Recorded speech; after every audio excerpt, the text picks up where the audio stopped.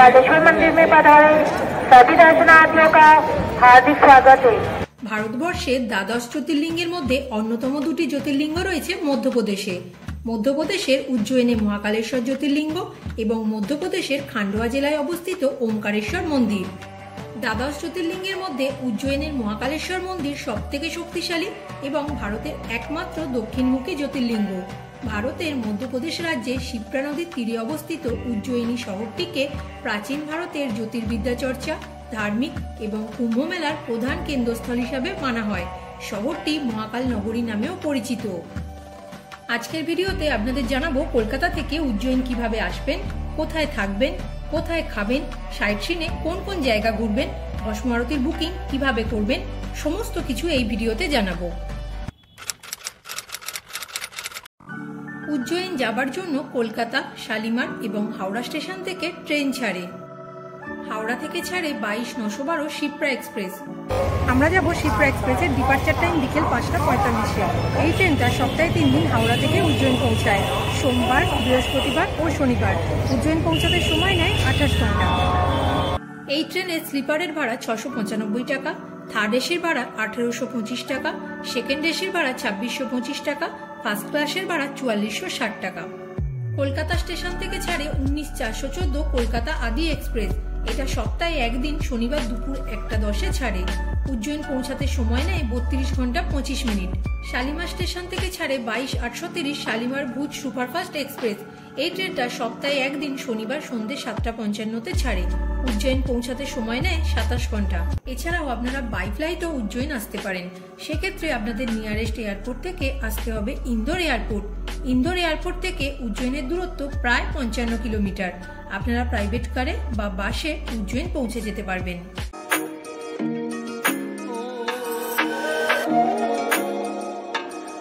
এখন বাজে রাত্রি 9:55। আমরা এখন উজ্জয়িন পৌঁছালাম। স্টেশনের বাইরে অনেক অটো রয়েছে। এখন আমরা একটা অটো বুক করে আমাদের হোমস্টেতে যাব। আমাদের অটো ভাড়া পড়ল 100 টাকা। মহাকাল মন্দিরের কাছাকাছি থাকার জন্য অনেক হোটেল রয়েছে এখানে। অনলাইনে আমরা হোমস্টে বুক করেছিলাম অমৃতশ্রী রেসিডেন্সি। মহাকাল মন্দির থেকে মাত্র 300 মিটার দূরত্বে রয়েছে এই অমৃতশ্রী রেসিডেন্সি হোমস্টে। এই হোমস্টেটি আন্ডার কনস্ট্রাকশন। এখানে আপনারা AC double bed, 4 bed, 6 bed বিভিন্ন ক্যাটাগরির রুম পেয়ে যাবেন। আমরা থাকবো এই রুমটাতে। ডবল বেড রয়েছে, একটা ড্রেসিং টেবিল রয়েছে। ডবল বেড এসি রুমের ভাড়া পড়েছে 1200 টাকা। বন্ধুরা, আপনারা যদি ডাইরেক্ট হোমস্টের ওনারকে কল করে রুম বুক করে আসেন তাহলে আপনাদের পড়বে 1000 টাকা। বুকিং নাম্বার আমি স্ক্রিন প্লাস ডেসক্রিপশন বক্সেও দিয়ে দেব। রুমের সাথে অ্যাটাচ বাথরুম আছে, ওয়েস্টার্ন কোমোড, বেসিন, সাথে গিজারেরও সুবিধা রয়েছে। বন্ধুরা, এখন এই হোমস্টের ওনারের থেকে রুমের ডিটেলস জেনে নেব। मैं होटल अमृतश्री का ऑनर हूँ। मेरा नाम है गौतम यादव। ये भैया कोलकाता से आए थे, इनने मेरा स्टे करा है।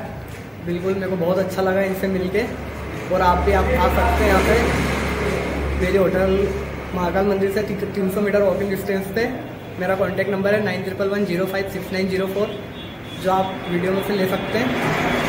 और मेरे पास हर प्रकार के रूम है, डबल बेड, 4 बेड, 6 बेड। आप मुझसे कॉन्टैक्ट कर सकते हैं। आप मेरे को ऑनलाइन ऑफलाइन दोनों मेरे से कांटेक्ट कर सकते हैं।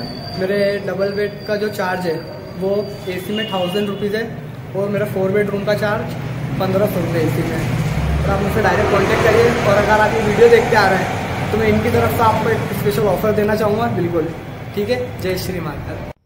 বন্ধুরা, এই হোমস্টের লোকেশন খুবই ভালো। মহাকাল মন্দিরের একদম কাছে, ওয়াকিং ডিস্টেন্সে। আর রুম ট্যারিফও একদমই চিপ রেট। আর এখানকার অনারের ব্যবহারও খুব ভালো। তাই আপনারা উজ্জয়িন ঘুরতে এলে কিন্তু এই হোমস্টেতে থাকতে পারেন। আপনাদের সুবিধার জন্য মহাকাল মন্দিরের কাছাকাছি আরও কিছু হোটেলের নাম ও ফোন নাম্বার ডেসক্রিপশন বক্সে দিয়ে দেব।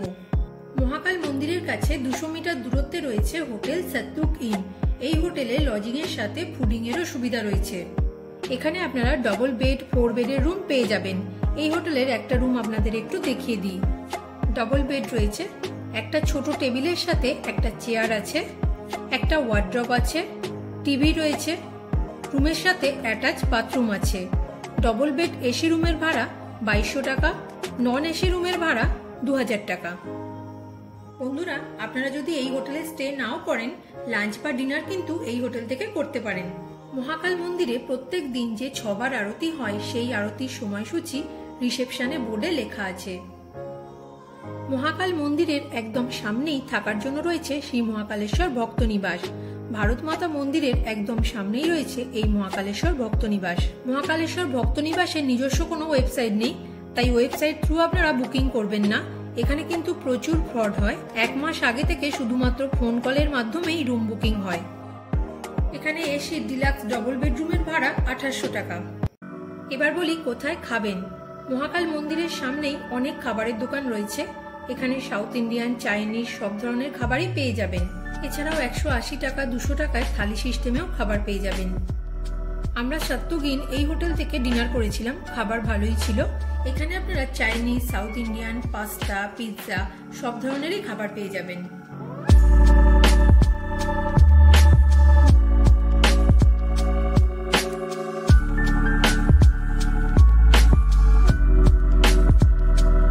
ডিনার করে এখন হোটেলে ফিরে যাচ্ছি। কাল সকালে মহাকাল বাবার মন্দিরে যাব। এখন বাজে সকাল 6টা। আমরা এখন রামঘাটে চলে এসেছি শিপ্রা নদীতে স্নান করার জন্য। বহু মানুষ আছেন উজ্জয়িন ঘুরতে এসে প্রথমে পবিত্র এই রামঘাটের শিপ্রা নদীতে স্নান করে তারপর মহাকাল বাবার দর্শনে যান। পৌরাণিক কাহিনী অনুসারে বিষ্ণুর 7ম অবতার ভগবান রাম এই স্থানেই পিতা দশরথের পিণ্ডদান করেছিলেন।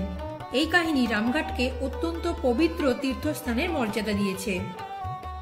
আরতির জন্য ঘাটের সামনে থেকেই ফুল, প্রদীপ 10 টাকায় বিক্রি হচ্ছে। এখানে ছোট ছোট ব্যারেলও বিক্রি হচ্ছে। আপনারা পবিত্র শিপ্রা নদীর জল বাড়িতেও নিয়ে যেতে পারেন। ঘাটের পাশেই শিব মন্দির রয়েছে, আপনারা স্নান করে বাবার মাথায় জল ঢালতে পারেন। মন্দিরের সামনে থেকেই 100 টাকা 150 টাকায় বিভিন্ন দামে পুজোর ডালা পেয়ে যাবেন। 1 নম্বর গেট দিয়ে ঢুকেই আপনারা জুতো, ফোন ও ব্যাগ জমা রাখার কাউন্টার পেয়ে যাবেন। আপনারা ফোন নিয়ে মন্দিরে প্রবেশ করতে পারবেন। শুধুমাত্র ভস্ম আরতির সময় ফোন নিয়ে মন্দিরে প্রবেশ নিষিদ্ধ। বাবাকে দর্শনের জন্য জেনারেল লাইন ও শীঘ্র দর্শনের ব্যবস্থা আছে। জেনারেল লাইনে কোনো টিকিট লাগে না। শীঘ্র দর্শনের জন্য পার পার্সন 250 টাকার টিকিট কাটতে হবে। এই যে লাইনটা দেখছেন, এটা শীঘ্র দর্শনের টিকিটের লাইন। শীঘ্র দর্শনের টিকিট কাউন্টার 1 নম্বর গেটের সামনে আর 4 নম্বর গেটের সামনে শ্রী বড়ে গণেশ মন্দিরের পাশে রয়েছে। বড় গণেশ মন্দিরের পাশেই মন্দির কমিটির অফিসও রয়েছে। বহু প্রতীক্ষার অবসান ঘটিয়ে এবার যাব মহাকাল বাবার দর্শনে।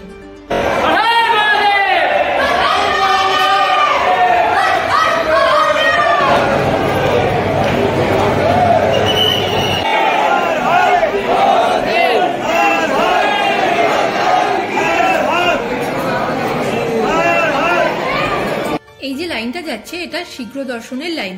মন্দিরের ভেতর ব্যারিকেড করা আছে। বাবাকে দর্শন অনেকটা দূর থেকেই করতে হবে। প্রথম লাইনটা শীঘ্র দর্শনের লাইন। শীঘ্র দর্শনের পেছনে আছে জেনারেল দর্শনের লাইন। শীঘ্র দর্শন 10 মিনিটের মধ্যেই হয়ে যাবে। আর জেনারেল লাইনে দর্শনের জন্য 30 থেকে 35 মিনিট মতো সময় লাগবে। সময়টা নির্ভর করে দর্শনার্থীদের ভিড়ের ওপর।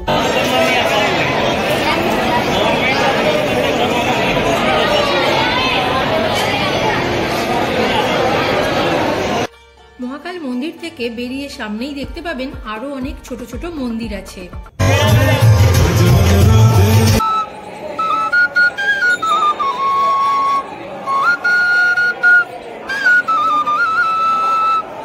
সুন্দরভাবে বাবার দর্শন হয়ে গেছে। এখন ব্রেকফাস্ট করে তারপর বেরোবো লোকাল সাইট সিন ঘোরার জন্য। মন্দিরের সামনেই ব্রেকফাস্টের জন্য অনেক দোকান পেয়ে যাবেন। উজ্জয়িনে এসে পোহা, জিলিপি, খোবরা পাক এগুলো কিন্তু ট্রাই করতে ভুলবেন না।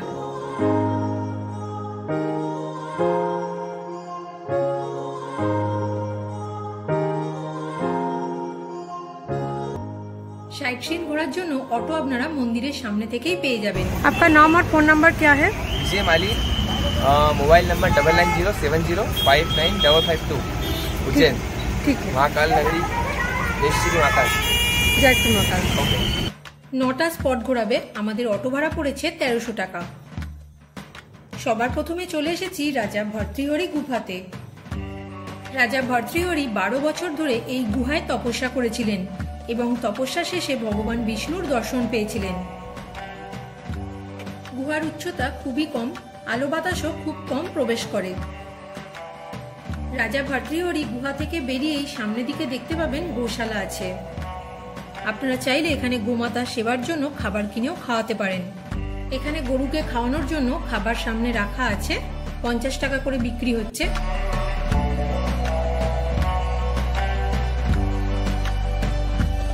রাজা ভার্তৃহরি গুহার একদম কাছেই রয়েছে ঋণমুক্তেশ্বর মহাদেব মন্দির। বলা হয় কারোর ঋণ থাকলে এই মন্দিরে পুজো দিলে ঋণমুক্ত হওয়া যায়। এখন চলে এসেছি গড়কালিকা মন্দির। দেবীর 51টি শক্তিপীঠের মধ্যে অন্যতম একটি শক্তিপীঠ হলো এই গড়কালিকা মন্দির। গড়কালিকা মন্দির দেবী কালীর প্রতি সমর্পিত।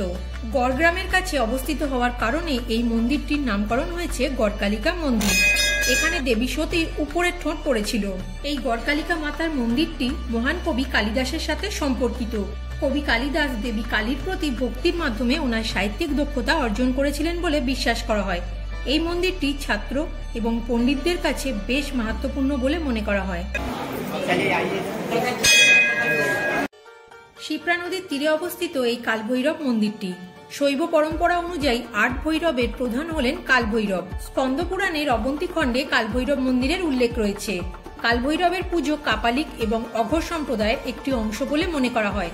পুরাণ অনুযায়ী উজ্জয়িনীর রাজা মহাকাল কালভৈরবকে শহর রক্ষার জন্য নিযুক্ত করেছিলেন। এই কারণেই কালভৈরবকে শহরের কোতোয়ালও বলা হয়। এই মন্দিরে ভৈরব বাবাকে ভোগ হিসাবে মদ নিবেদন করা হয়। এছাড়াও ভক্তরা এখানে মাওয়া ও বেসনের লাড্ডু নিবেদন করেন। হাজার হাজার ভক্ত এখানে দেবতাকে নৈবেদ্য হিসাবে মদ উৎসর্গ করেন। প্রতিদিন হাজার হাজার ভক্ত এই মন্দিরে আসেন। শিপ্রা নদীর তীরে অবস্থিত সিদ্ধবট তর্পণ এবং শ্রাদ্ধের আচার অনুষ্ঠানের জন্য পরিচিত। বিশ্বাস করা হয় যে সিদ্ধবটের বটগাছটি মা পার্বতী নিজেই রোপণ করেছিলেন। এখানে একটি শিব মন্দির আছে, যা পাতালেশ্বর শিব মন্দির নামে পরিচিত। ভগবান রাম ওনার পিতা দশরথের শ্রাদ্ধের কাজ এখানে সম্পন্ন করেছিলেন। শিপ্রা নদীর তীরে অবস্থিত মঙ্গলনাথ মন্দির দেবাদিদেব মহাদেবের উদ্দেশ্যে সমর্পিত। কর্কটক্রান্তি রেখা মন্দিরের মধ্যে দিয়ে পাশ করেছে। পুরাণ অনুযায়ী এটিকে মঙ্গল গ্রহের জন্মস্থান হিসাবে মানা হয়। পৌরাণিক কাহিনী অনুসারে অসুরের সাথে যুদ্ধ করার সময় মহাদেবের এক ফোঁটা ঘাম এখানে পড়েছিল। তা থেকে মঙ্গল গ্রহের জন্ম এবং মঙ্গলনাথ মন্দিরের সূচনা হয়। জ্যোতিষশাস্ত্র অনুসারে যদি কোনো ব্যক্তির জন্মকুণ্ডলিতে মাঙ্গলিক দোষ বা কালসর্প দোষ থাকে, তাহলে সেই দোষ নিবারণ পুজো এখানে করা হয়। এই মন্দিরের এক পূজারীর ফোন নাম্বার আমি ডেসক্রিপশন বক্সে দিয়ে দিয়েছি। পুজো সংক্রান্ত কিছু জানার থাকলে আপনারা ওনার সাথে কন্ট্যাক্ট করতে পারেন। এখন চলে এসেছি মহর্ষি সন্দীপনী আশ্রমের সামনে। সন্দীপনী আশ্রম উজ্জয়িনীর সব থেকে গুরুত্বপূর্ণ আধ্যাত্মিক ও ঐতিহাসিক নিদর্শনগুলির মধ্যে অন্যতম একটি। এই আশ্রম মহর্ষি সন্দীপনীর স্মরণে নির্মিত। এই আশ্রমে মহর্ষি সন্দীপনী প্রভু শ্রীকৃষ্ণ, প্রিয় বন্ধু সুদামা এবং প্রভু শ্রীকৃষ্ণের ভাই প্রভু বলরামকে ঐশ্বরিক শিক্ষা প্রদান করেছিলেন। এই আশ্রমে মহর্ষি সন্দীপনীর মূর্তির সাথে প্রভু শ্রীকৃষ্ণ, বলরাম এবং সুদামার মূর্তিও রয়েছে। জনশ্রুতি আছে যে মাত্র 64 দিনে ভগবান শ্রীকৃষ্ণ যুদ্ধ কৌশল থেকে শুরু করে সঙ্গীত এবং ব্রহ্মাণ্ডের রহস্য পর্যন্ত 64টি দক্ষতা অর্জন করেছিলেন। এখানে বড় একটি কুণ্ড রয়েছে। এই কুণ্ডের জল খুব পবিত্র বলে মানা হয়। ভক্তরা এই জল বাড়িতেও নিয়ে যান। উজ্জয়িনীর যন্তর মন্তর জ্যোতির্বিদ্যা অধ্যয়ন এবং পর্যটন কেন্দ্র হিসাবে পরিচালিত হয়। এই যন্তর মন্তর বিভিন্ন জ্যোতির্বিদ্যা গবেষণার আবাসস্থল।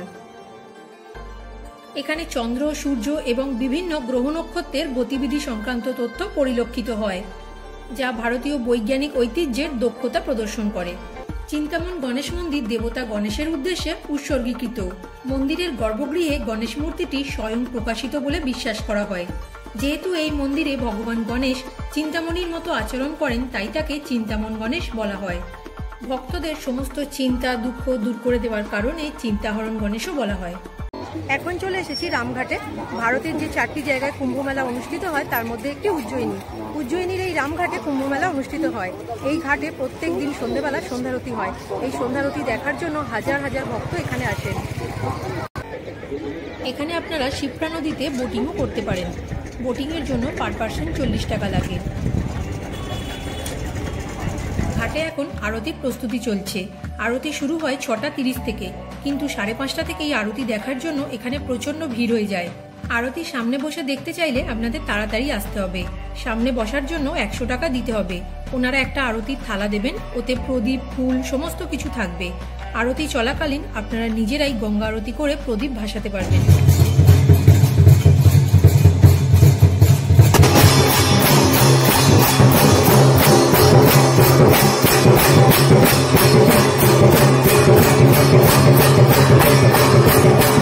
ডিনার করে এখন হোটেলে ফিরে যাচ্ছি, কিছুক্ষণ রেস্ট নিয়ে তারপর মন্দিরে যাব ভস্ম আরতি দেখার জন্য।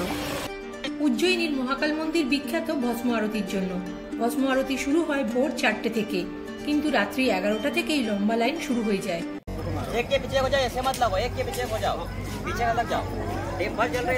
আপনারা চেষ্টা করবেন একটু আগে থেকে গিয়ে লাইনে দাঁড়ানোর, তাহলে সামনে থেকে আরতি দেখার সুযোগ পাবেন। দিনের অন্যান্য সময় ফোন নিয়ে মন্দিরে প্রবেশ করতে পারবেন, কিন্তু ভস্ম আরতির সময় ফোন নিয়ে মন্দিরে প্রবেশ নিষিদ্ধ। মন্দির এরিয়ার ভেতরেই ফোন, জুতো জমা রাখার কাউন্টার আছে, আপনারা ওখানে জমা রাখতে পারবেন। ভস্ম আরতি দেখার সময় টিকিটের প্রিন্ট আউট আর অরিজিনাল আধার কার্ড লাগবে। ভস্ম আরতিটা কিন্তু আপনারা দেখার চেষ্টা করবেন, এটা কিন্তু একদম লাইফ টাইম এক্সপিরিয়েন্স হয়ে থাকবে। ভস্ম আরতির বুকিং অনলাইন এবং অফলাইন দুটোই হয়। অনলাইন বুকিং 2 থেকে 3 মাস আগে করতে হবে। অনলাইন বুকিংয়ের জন্য পার পার্সন 200 টাকা লাগে। অনলাইন বুকিংয়ের জন্য আপনাদের srimahakaleshwar.com এই ওয়েবসাইটে যেতে হবে। আর অফলাইন বুকিংয়ের টিকিট কাউন্টার ত্রিবেণী গেটের সামনে রয়েছে। টিকিট কাউন্টার খোলে দুপুর 2টোয়, লাইন পড়ে যায় আগের দিন রাত্রি 2টো থেকে। ওই যে লাইনটা দেখছেন, ওনারা কাল রাত্রি থেকেই লাইনে আছেন। অফলাইন বুকিংয়ের জন্য আপনাদের অরিজিনাল আধার কার্ড লাগবে। অফলাইন টিকিটের জন্য কিন্তু কোনো টাকা লাগে না। আর আপনারা যদি ভস্ম আরতির টিকিট অনলাইন অফলাইন কোনোভাবেই অ্যারেঞ্জ করতে না পারেন, সেক্ষেত্রে কিন্তু এজেন্টের মাধ্যমেও ভস্ম আরতির টিকিট কাটতে পারেন। আপনারা যে হোটেলে থাকবেন সেই হোটেলে কথা বললে ওনারাই ব্যবস্থা করে দেবেন। সেক্ষেত্রে চার্জটা একটু বেশি পড়বে, পার পার্সন 1500 থেকে 2000 টাকার মতো লাগতে পারে। বন্ধুরা, এখানে আপনাদের আরও একটা ইনফরমেশন দিয়ে রাখি।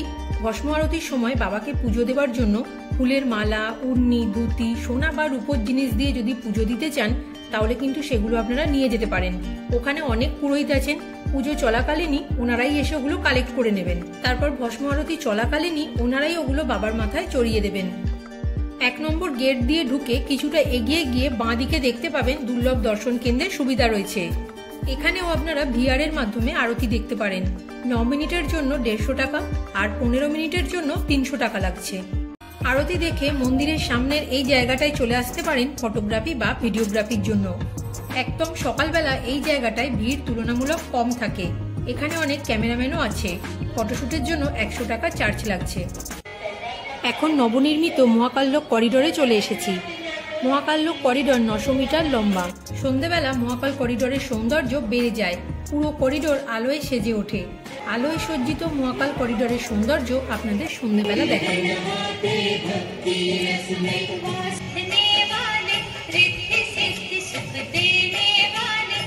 হোটেলে ফিরে কিছুক্ষণ রেস্ট নিয়ে লাঞ্চ করে বেরিয়ে পড়েছি মহাকাল মন্দিরের একদম সামনেই।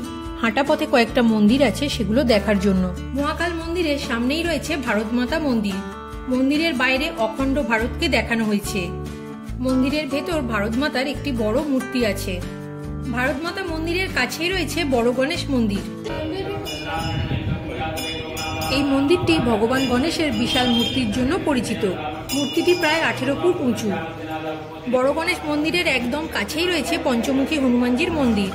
পঞ্চমুখী হনুমানজির মন্দিরের একদম কাছেই 100 মিটার দূরত্বে রয়েছে বিক্রমাদিত্য টিলা। এখানে মহারাজা বিক্রমাদিত্যের বিশাল বড় একটি মূর্তি রয়েছে। মহাকাল মন্দির থেকে মাত্র 600 মিটার দূরত্বে রয়েছে হরসিদ্ধি মাতা মন্দির।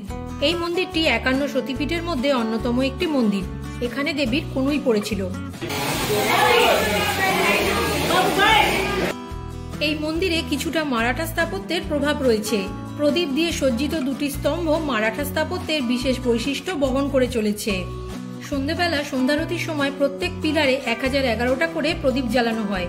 হরসিদ্ধি মাতা মন্দিরে সন্ধ্যারতি দেখার জন্য বহু দূর দূরান্ত থেকে হাজার হাজার ভক্ত এখানে আসেন। সন্ধ্যারতি শুরু হয় 6:45 থেকে, কিন্তু তার অনেক আগে থেকেই ভিড় শুরু হয়ে যায়।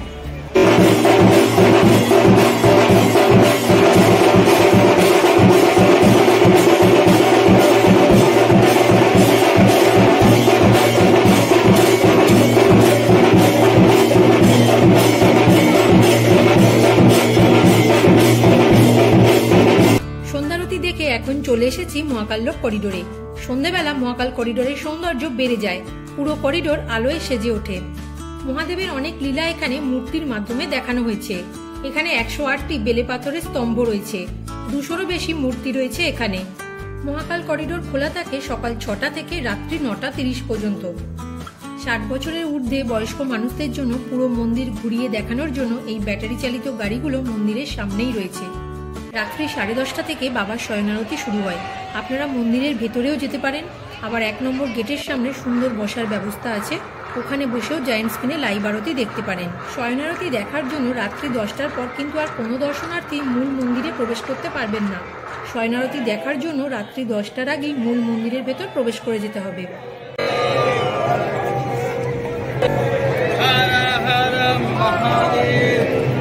উজ্জয়নের ভিডিওটা এখানেই শেষ করছি। উজ্জয়ন এসে কোথায় থাকবেন, খাওয়া দাওয়া কোথায় করবেন, সাইট সিনে কোন কোন জায়গা ঘুরে দেখবেন, সমস্ত কিছু এই ভিডিওতে শেয়ার করলাম। কাল যাব ওমকারেশ্বর। উজ্জয়ন থেকে ওমকারেশ্বর কিভাবে যাবেন সেটা আমি পরের ভিডিওতে ওমকারেশ্বরের সম্পূর্ণ তথ্য শেয়ার করব।